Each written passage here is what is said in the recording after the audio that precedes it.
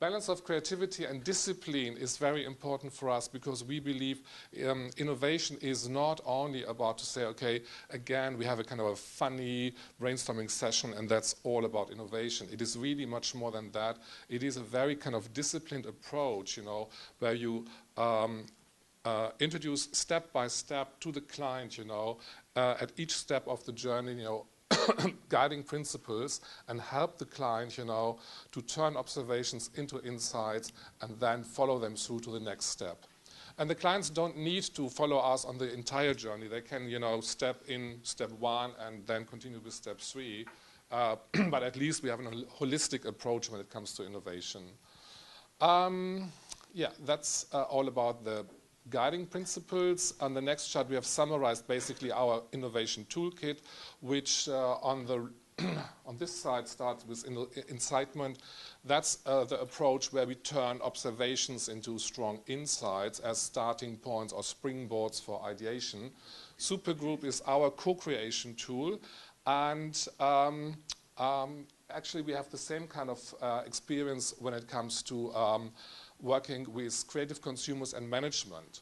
Actually, our experience is very positive as well. And when we bring together management people with creative consumers and they create ideas and they write concepts in a workshop format, 2 days or 3 days, depending on the objective, my experience is that usually management likes it a lot, because it's quite unusual for them to meet consumers, and it's even more unusual for them to work on the same kind of level with them, because we need to prepare them. So it's probably not a good idea, you know, when the kind of, you know, senior executive vice president comes to a co-creation session, you know, in a very expensive suit and tie and kind of that approach. So we brief them in terms of, you know, a dress code, we brief them in terms of expectations, we brief them in terms of, you know, how to communicate, you know, it's a teamwork, and they will get feedback on their kind of concepts they write, and probably, you know, the creative consumers are very outspoken and very direct, and they say to a vice president, I don't like your concept, and that must be fine.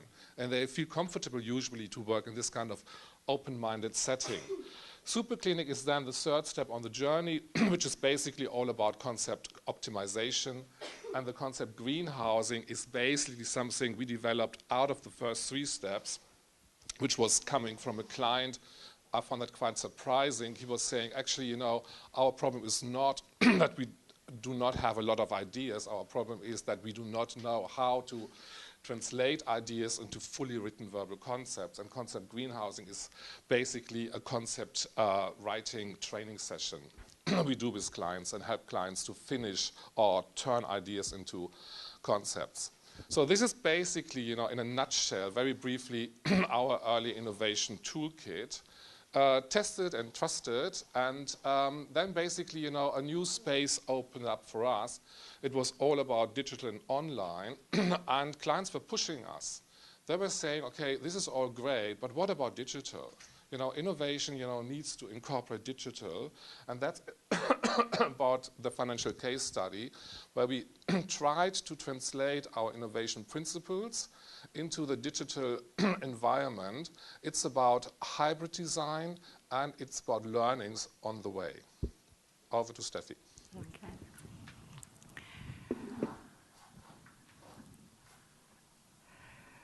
Don't get anxious. This is where we started, and where it all started. Occupy movement made it quite clear for the financial clients in the industry that customers' trust was dramatically ruined in the financial crisis. And additional to that, digital technology started to change the contact customers were having with their banks.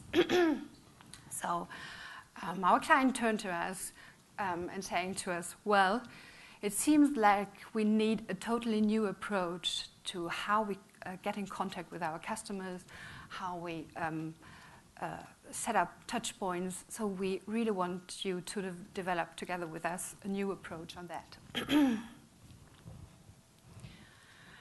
So given the challenge and given the expectation, we were saying, okay, we really need a totally new approach, something that is tailor-made, something that is different from our usual creative approaches. And we wanted to tackle 3 basic things. The first thing was really to break into people's banking reality and talking finance. It is not obvious that people are very frank to speak about what is really important for them. So we needed a different approach. I remember sitting in group discussions and listening to people, and I don't believe what they say. So we really wanted a different approach and get closer to the customers and get closer to the reality. Secondly, given the fact that the digital environment is completely changing customer relationship, we thought, well, why not making use of it and taking the digital medium to actually develop new ideas? And thirdly, we had this problem that our clients didn't want so much to engage with us as we would have wanted. So we have to turn up with a very efficient way of engaging them in the process and streamline their contribution. So this is what we came up with. We created an online-offline journey that took us from early insights to fully developed concepts, starting with an individual blog where respondents were really talking about their needs and behaviors and their gaps, so really to have a good customer understanding. We followed with co-ideation, which was an online community where actually it was about really getting free, breaking free, getting creative, and find new ideas. And then we followed by an offline step, 2 workshops, which were basically 2 very intensive workshops with our client, working on the ideas that we have selected, we have gathered, selecting them, enriching them, bringing and matching them with ideas that were already in the company, and then going next and turn those ideas into really fully developed concept in a co-creation workshop together, client and consumer. So I take you through the journey, and I start with the first step, the consumer understanding. As we learned, one of our principles is that strong ideas are based on strong insights. So this was key to develop very relevant ideas, to really understand what's happening out there. What is this mistrust of people's with regard to banks and finances, and also really to have a good insight what's happening. And if you listen to the industry, financial industry, there is a flood of new scenarios coming up that is set to happen in the financial industry tomorrow, like near-field communication, mobile banking, crowdfunding, community lending, all those kind of things. Most of us have never heard of it. But so is this the reality? Will that be a reality tomorrow? So to really understand what can drive the market tomorrow was important to understand what is important for customers, what is their reality and what is their conflict today, to really come up with ideas that can be really relevant. So we designed an online blog for 2 weeks' time that has allowed us really to accompany people in their daily experience with finances. And we did it through individual blogs. We had shared discussion. We had direct spots into their experiences. And as we just wanted to have a good portrait of reality and of the status quo, here we started to deal with normal consumers. So it was the average customer of a bank we talked to, of course, ready to talk in qualitative discussions, talkative, eloquent, as we normally have them in qualitative research.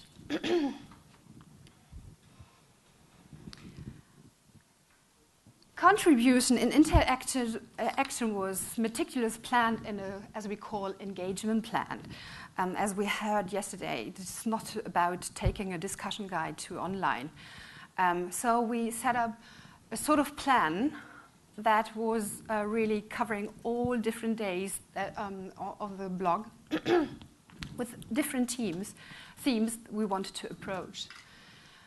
So as discussed yesterday, we started easy with having a light discussion on money and finance in general, and then systematically rolling out our research issue with different aspects that we wanted to discuss. And we came up with different tasks and exercises shared in the discussion, but also secretly that people could just do for their own, for us to show. So over time, we engaged a variety of themes and learned about how they think about finances, their thoughts, their ideas, and their motivations. This was basically just an association exercises. We learned how they handle financial affairs, which we call an exercises of access placement, where people just sort their different financial tasks to different touch points. Where are you handling, how are you handling your money transfers? How are you getting information for products and things like that? And how often do you do that? So what are the contact points you frequently use? We also observed how they decide on financial products and try to retrace their decision process. And also we collected direct spots into their experience with touch points. So saying, okay, think back this week, when have you been confronted with finances? Where did you thought about it? What made you think about it? And what was your experience?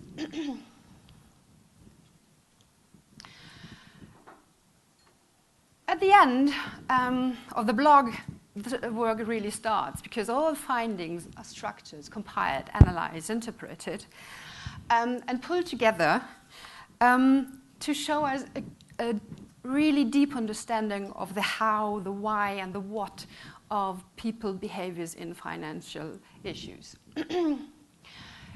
We analyze their wishes, and what is especially important, how this lacks in reality. Where are the conflicts? Where do they meet gaps?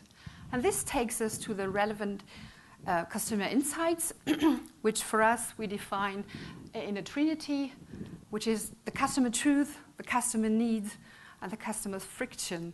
The gap he is experiencing in his everyday by really wanting to have, maybe for example, he just don't want to spend much time with finance and just paying credit cards and things like that. But in reality, he sits in a taxi and he can't pay the taxi because he wouldn't, the taxi driver just simply don't accept his credit card.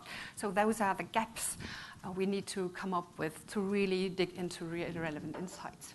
Because these frictions directly show us the new opportunities that we are looking for when we do innovation processes. Different insights or similar insights are pulled together and clustered in different in insight platform, as we call it. And those insight platforms are narratives of reality, which will build the starting point for innovation.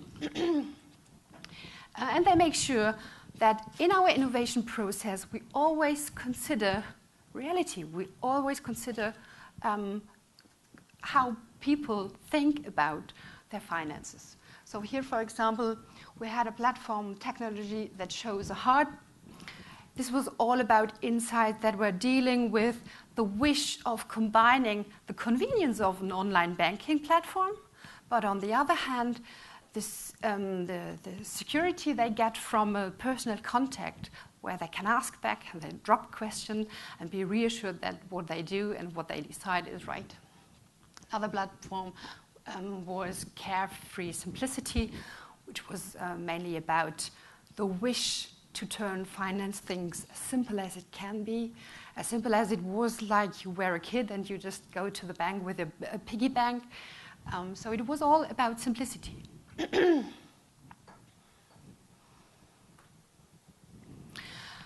So now then, having the insights, we can take the first step, further step, and go into creation. So break free. This is where the yoga exercise would come in, really to let loose, to relax, fall back, and break free for innovation. Taking the ideation to online, in our case, was really respecting and giving right to the expectation of our client. He wanted a completely different approach. So we thought of, okay, let's take the digital environment and let it inspire us for new contact ideas.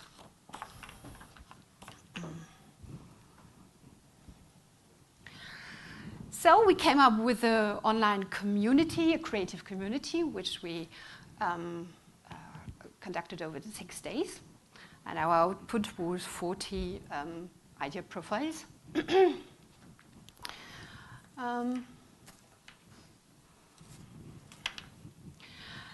But before you begin, as we said, we believe in co-creation. So we need a team to create and develop those new ideas. So we invited bloggers from the first phase to dig in and to join us in our community. And while taking them in, make sure that we respect the reality of their insights. They were bringing in all their learnings, all the experience they have discussed and shared in the previous 2 weeks of insight researching. And the online medium give them right because they had the time to develop their creativity. It was not that they had to react on the spot, coming up with creativity in really seconds, but they had their time to think about and then coming back to the computer and putting down their ideas. So it did really quite work well. Of course, you cannot use every mainstream consumer, and this is what we say. You have to use the right consumer at the right moment in time. So we made sure that these bloggers were really engaged bloggers who were really critical minds in our first time, who had the richest contribution and really showed fun to build on each other, which is a basic ability when you want to ideate. And though we just wanted to be sure that we just not come up with just incremental renewal, and we wanted to give innovation a boost. And this is why we usually bring on those super groupers, which are creative consumers and who are extraordinary lateral thinkers, and they bring their unconventional way of thinking into the process. So we make sure that creativity can really live up. And thirdly, we have another party, the client. It is very important for us that the client involves in an innovation process. We have learned you cannot just make people create ideas for you and not giving anything back. So involving clients into the process is also a way of making it personal, building the relation. But additionally to that, it is important that he engages because he steers from the background. We need constant feedback from his side if the process is running as he expects to be running.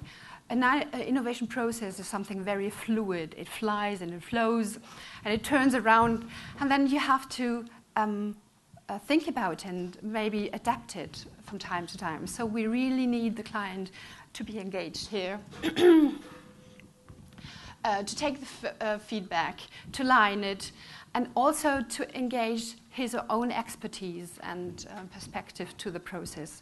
We should make sure that this is reflected in the ideas. Yeah. Do you strictly limit the client team to 2 and say we want no more? Or Yes? No, in our case it was just 2 because, as we said, they were limited in their resources, so they couldn't really be there as a full team. Normally our workshops would be with 6 to 8 clients, and here was really the challenge to have the same effect, to have their input, but to limit it down to a minimum. I wanted to explain a bit more about those supergroupers we use.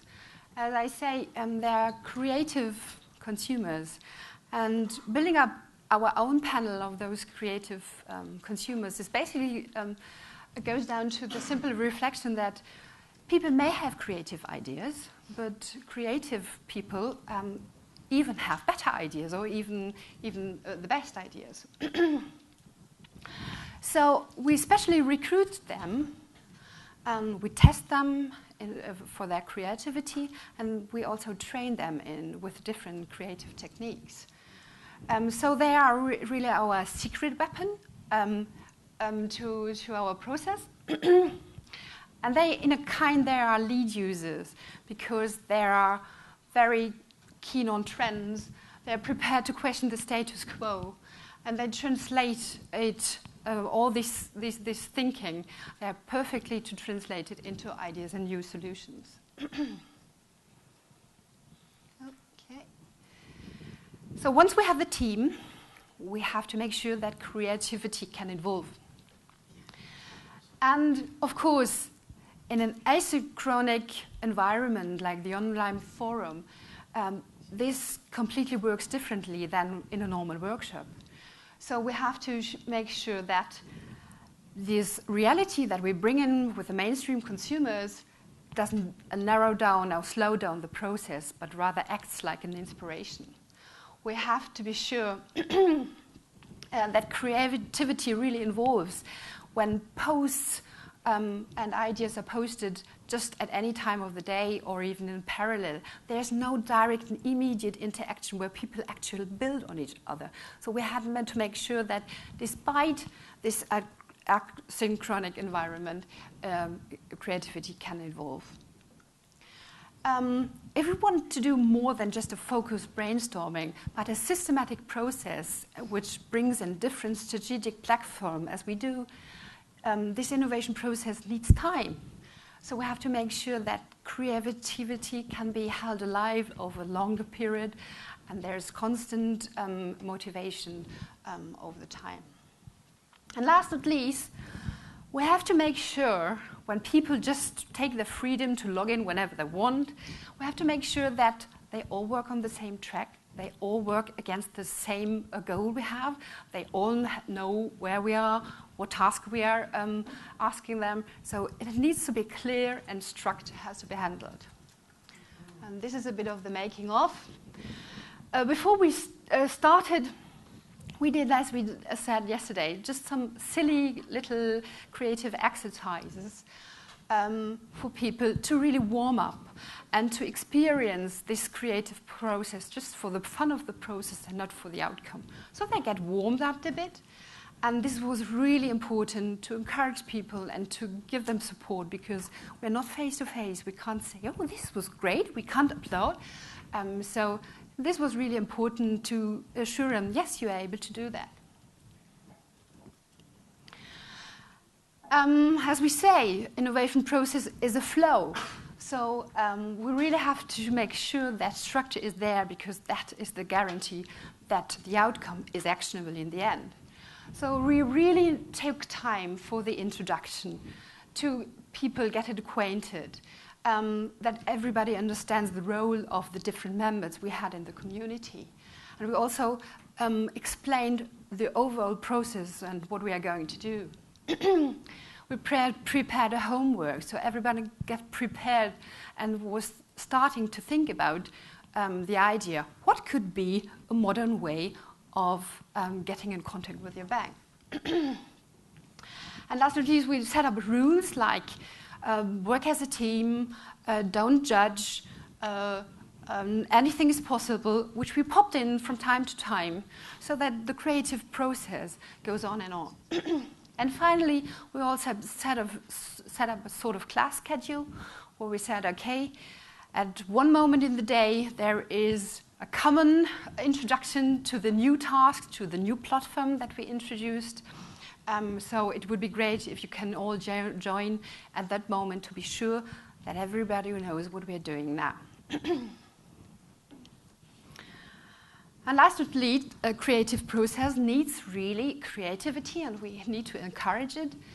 And here, we really wanted to take advantage of the fact that people were sitting at their homes. So we built up a creative exercise that was really making use of it.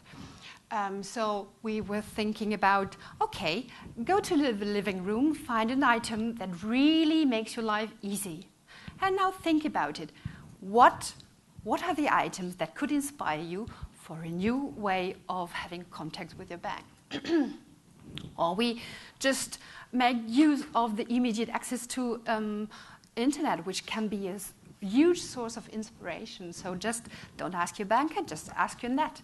Go and browse and find whatever you think is inspiring for you, and then come up with 5 to 6 new ideas. So it was really making use of the close to reality situation. And last but not least, of course, we need to stimulate and creativity over time. So we set up a 24 hours gallery open to everybody whenever they logged in.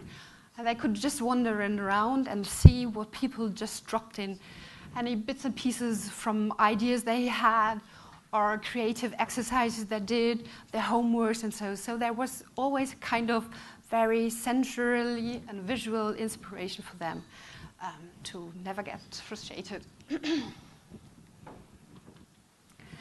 So the third step is about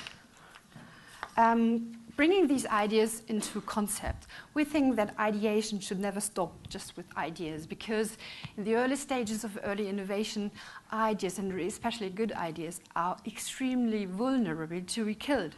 So we have to make sure that this doesn't happen. So we started an intense workshop session with our client. Our first session where we reviewed all the ideas that were gathered. We condensed them, we clustered them. Clients were bringing in existing ideas that are already in the bank. And we enriched them. And finally, of course, the client was selecting the 12 most promising ideas from the sample we got. And bringing in his own strategy. What would be a good idea, promising idea, in terms of their strategy? In the second step, we did a co-creation workshop where the client actually works eye to eye with our consumers and working on those ideas and bringing those ideas into fully developed concepts with insights, benefits, and reason to believe. So the mutual exchange, the mutual direct discussion of the ideas is the best way, we think, to really enrich concepts with good business sense brought from the client and creativity brought from the creative consumers. And final feedback rounds can optimize those concepts. So what's left at the end? We believe that those online-offline journeys can be a new contribution and an innovation to the industry in 3 different ways. In one way, it can be a new way of the classical lead user concept by just mixing normal consumers and creative consumers. In a way, it can be a mix, a new mix for innovative ideas by bringing together the everyday reality on the one side and having high-flying creativity on the other side. And finally, it's a new approach to efficiency, which is more and more relevant for our clients. So this was our speech. And the question was, can qualitative online research bring a relevant and serious contribution to innovation and product and service development. And yes, we think it is possible if we really adapt 3 of the key principles to the online environment, which is the co-creation, the balance of creativity and discipline, and the fact that we need good insights for good ideas and relevant concepts. Thank you.